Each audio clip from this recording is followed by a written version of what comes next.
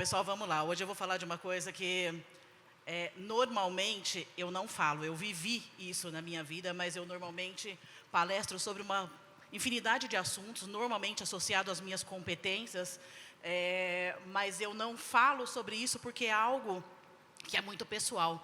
Mas, falando do evento que nós estamos hoje aqui e pensando no impacto que ele quer gerar, né, e o quanto esse evento tem como finalidade fazer a diferença na vida das pessoas, eu trouxe um tema que eu acho extremamente relevante e que eu aplico há muitos anos na minha vida. Eu estou falando de exemplos.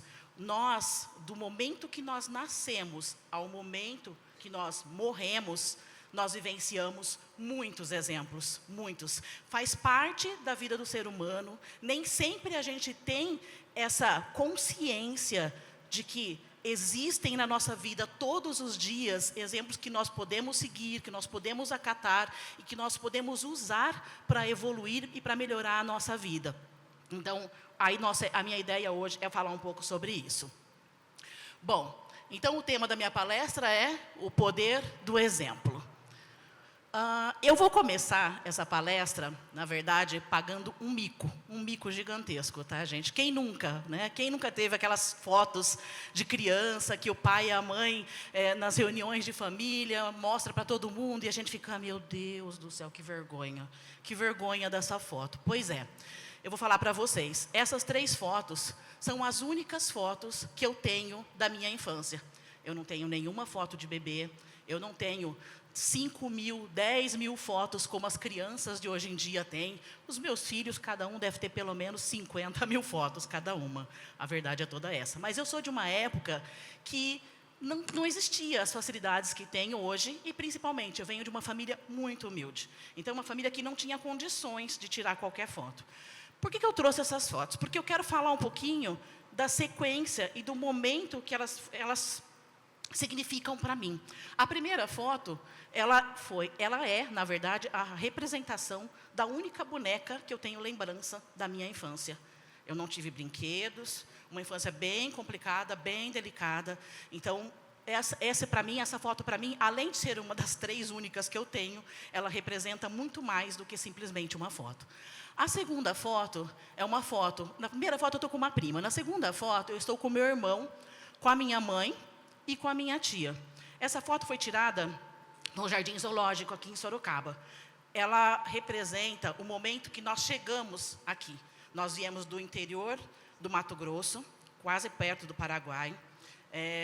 Viemos, assim, basicamente chegamos em Sorocaba com 2 sacos de estopa, com todos os pertences que a gente tinha, para morar numa casa de 2 cômodos, dividida com a minha tia e com o meu tio, que já morava aqui. Então, vocês entendem a dificuldade que nós tínhamos naquela época. E essa foto foi tirada num momento raríssimo de descontração no zoológico, que foi o momento que a gente foi com a minha mãe ali. E vejam, eu estava até com meu chinelinho havaiana. Quem aqui nunca teve um chinelinho havaiana, gente? Aquele azul, sabe? Aquele velhinho de 1900 e bolinha. Então, era assim que a gente saía antes. Nada de coisas lindas, maravilhosas, né? Sapatos perfeitos, da Barbie, não tinha nada disso, não existia. Né? Pelo menos para mim não, porque eu não tinha essas facilidades. A terceira foto é uma foto que eu tirei com meu irmão, que ele odeia, porque ele é corintiano e essa foto ele está com a camisa do Palmeiras. Então, assim, para ele é o maior mico que existe. Mas o fato é assim, nessa terceira foto, eu tô linda, né? A gente fala a verdade, vai, quem não acha? Aquela meia azul, com aquela sandália vermelha e aquele vestido cor-de-rosa, não, fala, gente, última moda, né? Vou lançar isso aqui já já. Bom, essa foto, ela representa 1 ano antes da minha vida mudar muito, mudar consideravelmente. Eu tinha 8 anos. 1 ano depois começa a minha história. Eu e uma Laurindo. Eu sou filha de servente de pedreiro. Meu pai era servente de pedreiro. Quando trabalhava, a minha mãe era faxineira, uma mulher submissa, com um marido extremamente opressor. Meu pai era extremamente violento, opressor, um cara que espancava os filhos e que a gente passou por situações muito delicadas durante a nossa infância. E ele cometeu o suicídio quando eu tinha 17 para 18 anos. E nessa época, eu fiquei com a responsabilidade de cuidar dos meus 2 irmãos, que a gente tem 4 anos de diferença, então eu tinha praticamente 2 crianças em casa. A minha mãe não era uma pessoa que tinha voz ativa, embora ela trabalhasse, mas ela, até para ter a voz ativa com os meus irmãos, era extremamente complexo. E assim, foi uma fase muito complicada da minha vida. Eu saí basicamente, né, da infância para a vida adulta, literalmente. Então, assim, foi extremamente, uma fase extremamente difícil e que eu tive que superar. Mas, vejam, voltando um pouquinho, meu pai cometeu suicídio, eu tinha 17 anos. Para fugir dessa situação, aos 14 anos, eu fui morar com um cara que tinha 30 anos. Hoje, isso daria até cadeia, né, gente? Mas o fato é que eu fiquei com ele dos 14 até os 19 anos. E foi uma fase extremamente complicada também, porque era uma outra pessoa que também era extremamente opressora, que também tinha lá as suas dificuldades. Menos que meu pai, menos, mas assim, ainda assim, era algo que eu entendia que não seria para mim para o futuro. Aí você fala, por que você está me contando tudo isso? Pelo seguinte, eu, quando tinha 9 anos, e por que eu fui para esse relacionamento? Quando eu tinha 9 anos, eu queria fazer um passeio. Eu, sinceramente, não me lembro nem para onde, mas era um passeio com algum amiguinho. E eu abri o guarda-roupa, com 9 anos, gente. E eu olhei, eu tinha meia dúzia de peças velhas. E eu não tinha nada para sair, não tinha nada para passear, não tinha nada para... E aquilo me deixou muito revoltada. Eu me lembro que assim, essa foi a primeira revolta que eu tive na vida. Foi a primeira vez que eu tive a sensação de raiva, de ódio, e assim, de algo que você não consegue explicar. E eu me lembro que eu joguei aquelas poucas peças no chão e eu gritava, literalmente, eu odeio ser pobre, eu não vou ser pobre o resto da minha vida. Eu talvez nem soubesse o que significava aquilo naquele momento. Mas o fato é que, para mim, foi um divisor de águas aos 9. Então, aos 14, eu comecei a fugir. Eu queria sair de casa. Por isso eu fui morar com ele, porque eu entendia que ia ter uma vida melhor. E aí, tudo que eu fiz dali para frente, foi para ter essa vida melhor. Errei muitas vezes, muitas mesmo, porque afinal de contas eu era uma criança e eu estava tentando acertar, né? E acertei também, né? Tanto acertei que eu consegui e eu estou aqui neste momento. Mas foram muitos erros, foi na tentativa e erro. E aí você fala, o que tem a ver isso com o exemplo? Tudo, para mim tudo a ver. Por quê? Porque o meu pai e a minha mãe, eles foram o meu maior exemplo. E aí você entende, pergunta, por que o seu pai e sua mãe foram o teu maior exemplo? A sua mãe é uma mulher submissa, o teu pai um cara opressor, né, alcoólatra, e aí você fala, como pode? Simples, gente. Lá atrás, eu escolhi olhar sempre o lado bom, sempre olhar o lado positivo. Então, quando eu via minha mãe, uma mulher uma mulher oprimida, sem atitude, e que não conseguia ser dona da própria vida, eu pensava, eu nunca vou ser assim. Eu nunca vou deixar ninguém fazer isso comigo. Eu vou ser dona da minha vida. Eu vou ser líder do que eu faço. Ninguém nunca vai me dizer o que fazer. E o meu pai, eu olhava e falava assim, esse não é o exemplo de homem que eu quero para mim. Esse não é o pai de família que eu quero para os meus filhos. Não vai ser assim, a minha vida não vai ter isso. Eu não vou ter briga em casa. A minha vida vai ser muito diferente de tudo isso que eu estou vivendo nesse momento. Dos 9 anos para frente, tudo que eu fiz foi pensando em exatamente isso. Então, eles foram o meu maior exemplo. Para mim, eles são um exemplo de vida. Né? Embora seja totalmente o contrário, eles são. Né? Quem aqui já ouviu falar daquele ditado, o copo meio cheio, meio vazio? Olha sempre o copo meio cheio. Alguém? Levanta a mão se alguém já ouviu. Legal, pensa, gente, assim. Todo mundo fala, olha, vamos olhar o copo meio cheio, o copo meio vazio. Sabe o que eu escolhi? Olhar o copo cheio inteiro, não o meio. Eu não quero a metade do cheio, não quero a metade do vazio. Eu quero o todo. Então, eu sempre olho o poder de cada exemplo que eu tenho no dia a dia.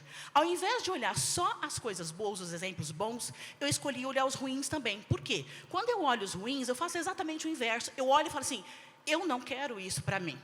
Não é só eu quero os bons para mim, não. Eu não quero os ruins para mim. Então, eu olho sempre o copo cheio, e não meio cheio, e não meio vazio. É isso que eu faço sempre no meu dia a dia. Bom, então, dado toda essa introdução, quem sou eu no fim das contas? né? Com tudo isso, eu fui uma rebelde. E eu era literalmente rebelde mesmo. Por quê? Se você falasse para mim, não dá para fazer, você pode ter certeza que eu ia mover o mundo para fazer acontecer. Isso desde pequena. Se meus pais falassem, você não vai, era a mesma coisa que falar vai.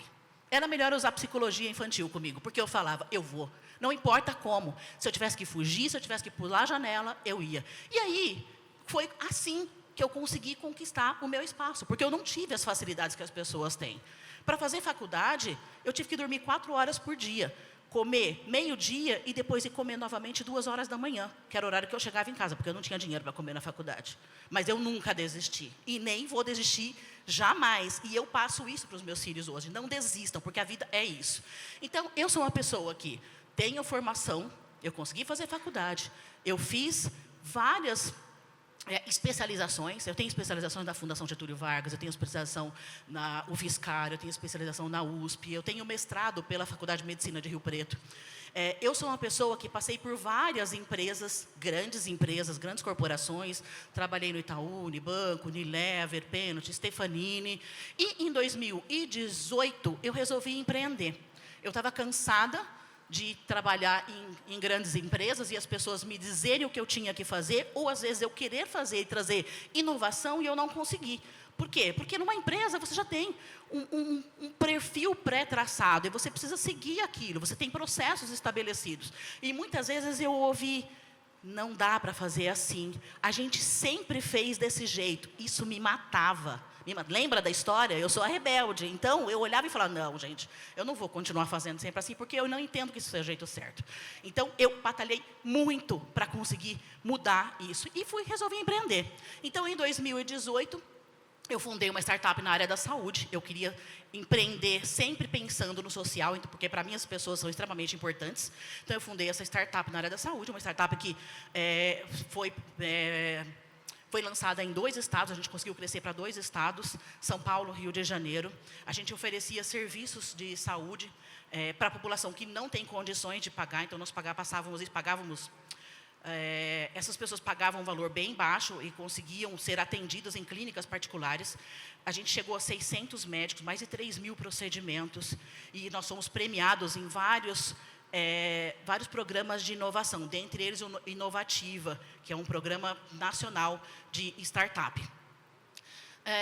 E depois, eu também, durante a pandemia, eu lancei um aplicativo para possibilitar o agendamento para doadores de sangue. Por quê? Os hemonúcleos tinham uma tecnologia extremamente precária, e se a gente não fizesse algo, as pessoas não iam conseguir sair para doação por conta da aglomeração.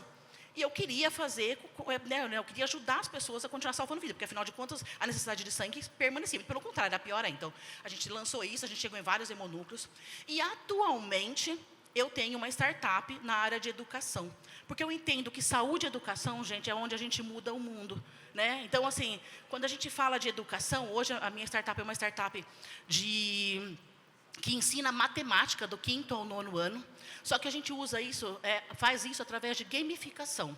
Então, a gente tem uma solução VR e outros games e tal, e a gente faz com que a criança, que hoje já nasce com um jogo na mão, ela consiga aproveitar essa onda do tudo tem que ser jogo, tudo tem que ser digital, para aprender a matemática. Para ela passar de fase em qualquer um das nossas soluções, ela precisa aprender a matemática, porque são esses desafios que vai fazer com que ela vá para a próxima fase. A gente torna a matemática importante. Com isso, a gente conseguiu, em algumas disciplinas, até 500% de aprendizagem, aumentar em 500%. Foi surreal o resultado. Então, é isso que a gente está fazendo hoje. Então, esse é meu último projeto, bem resumidamente o que eu estou trabalhando. E, com isso, eu ganhei muitos prêmios, né? Tive grande destaque, fui convidado como mentora para vários programas, dentre eles eu sou mentora do programa NASA Space Apps, eu sou da NASA. Então, assim, eu tenho, né, sou mentora do ETEC, do FATEC, ganhei vários prêmios. Enfim, tem um pouquinho aqui da história, se vocês procurarem, vocês vão ver que tem muita coisa aí falando a respeito das soluções, inclusive de soluções que aqui eu trouxe durante a pandemia aí para ajudar a população. Serviço de, por exemplo, serviço de atendimento psicológico para pessoas que não tinham condições de pagar. E a gente sabe que durante a pandemia isso foi realmente um caos, né? As pessoas ficaram, enlouqueceram, tal, e a gente conseguiu ajudar muita gente. Foram centenas de pessoas que foram atendidas através de um programa voluntariado dentro da nossa plataforma da Dera Saúde na época. Bom, e aí com tudo isso, você fala, nossa, o que tem relação? O que eu queria mostrar, gente, assim, quando a gente quer, quando a gente acredita, tudo é possível. Né? Hoje a gente vê muita gente, olha, eu não consigo fazer faculdade, eu não tenho grana, não dá para fazer, porque agora eu não consigo, eu não tenho tempo. Dá, gente, a gente consegue. É só uma questão de você querer fazer as coisas acontecerem, que a coisa realmente acontece. E aí eu trago alguns pontos para vocês que eu acho extremamente importante. Desde lá o início, a primeira coisa que eu tive e que eu acredito que é extremamente potente é a capacidade de controlar as emoções. Eu não deixei o ambiente me transformar naquilo que aquele ambiente era. Eu mudei, eu decidi que eu ia me controlar ao ponto de eu chegar onde eu queria chegar, sem deixar qualquer ambiente que eu estivesse, e isso não só lá no início, mas durante a minha vida toda. Um outro ponto importante é, usem os exemplos. Tenham alguém em quem se espelhar. Eu sempre tenho. Se eu estiver trabalhando num local que eu não tenha uma pessoa em quem eu possa olhar e me referenciar, aquele local não é para mim. Eu não acho que... eu preciso ter alguém em quem eu olho e falo assim, essa pessoa é a pessoa que eu quero ser. Essa pessoa, ela tem as atitudes que eu preciso. Essa pessoa traz algo para mim, além daquilo que eu recebo hoje, além daquilo que eu já tenho hoje. Então, eu preciso do aprendizado, eu preciso do exemplo. Eu tenho alguém que está fazendo algo que eu quero fazer igual, que eu quero aprender com ela. Seja adaptável. Gente, a adaptação, no mundo que a gente vive hoje, é uma das principais competências que a gente pode desenvolver. O mundo muda a todo momento. Veio internet, agora vem inteligência artificial, as pessoas estão falando que todo mundo vai perder o emprego, que está tudo mudando, que vai ter uma revolução. E o que a gente tem que fazer com tudo isso? Se adaptar. É só se adaptar. Não vai, assim, se você tiver o poder e a capacidade de aproveitar e se adaptar a esse ambiente, se adaptar a esse momento, você vai navegar essa onda e vai passar, e virão outras, e muitas outras, e muitas outras, porque a gente tem muito para evoluir ainda. Nós somos seres humanos, e nada vai substituir a gente, nem a inteligência artificial. A inteligência artificial, ela vem para nos ajudar, mas ela não consegue substituir um ser humano. As emoções, a capacidade que a gente tem, nem a inteligência artificial tem. Gente, eu trabalho com inteligência artificial, estou dizendo. Se isso acontecer, a gente tem muito tempo para frente ainda, tá? Aprenda, corrija e siga em frente. Então, assim, errei. Aprendi com aquilo, segue em frente. Não fica se lamentando. Nossa, aconteceu isso. Acabou. Você já errou, vai embora, entendeu? E se você está numa situação onde você tem solução, vá atrás dessa solução. Se você não tem, meu amigo, não tem. Eu tinha uma chefe, uma gestora portuguesa brava, mas brava, gente, pensa numa portuguesa brava, ela era muito brava. Mas ela falava assim, o que não tem solução, solucionado está. Ou seja, se você não tem nenhuma ação, não tem o que fazer com relação àquilo, esquece. Deixa passar que as coisas vão se encaixar naturalmente. Não fica sofrendo, controla as emoções. Não deixa aquilo te atacar, né, te transformar em algo que você não é. E outra coisa, gente, mais importante de tudo, confie em você. Eu tinha certeza que em algum momento da minha vida as coisas iam mudar. E eu trabalhei para isso. Então, confia. Se alguém falar não, olha a palestra do Júlio. Gente, bora. Se alguém falar para você que você não pode, essa pessoa é a primeira que você tem que riscar da sua lista. Tem que sair, porque pode sim, todo mundo pode. É uma questão de realmente acreditar e de fazer acontecer. Então, acredite, confie e siga em frente. E aí, para fechar, eu vou dizer para vocês, essas características que eu acabei de passar, elas são as características mais desejadas em profissionais na atualidade. Existem vários estudos associados a isso. Por quê? Porque essas são as características dos profissionais que vão navegar essa próxima etapa, que vão navegar nessa onda da inteligência artificial, que vão navegar, né, nessa nova geração, com essa nova geração que está vindo.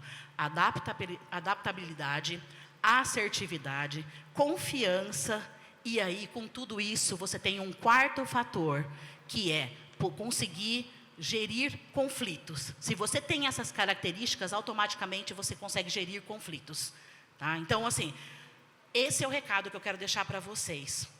Hoje, eu trabalho com gestão de projetos, e existe um estudo que diz que 80% segundo Gartner isso, tá, gente? 80% das atividades do gerente de projeto vão ser substituídas pela inteligência artificial. Então, assim como para a gestão, né, assim como para a gestão de projeto, para muitas outras profissões está acontecendo o mesmo. Então, o que a gente precisa disso? A gente precisa de exemplo, a gente precisa transformar a nossa capacidade socioemocional. Porque a técnica a gente corre atrás, mas a emocional, ela é com a gente, entendeu? É diferente de você aprender um hard skill, é muito diferente. Então, gente, confia e muito obrigada, é isso.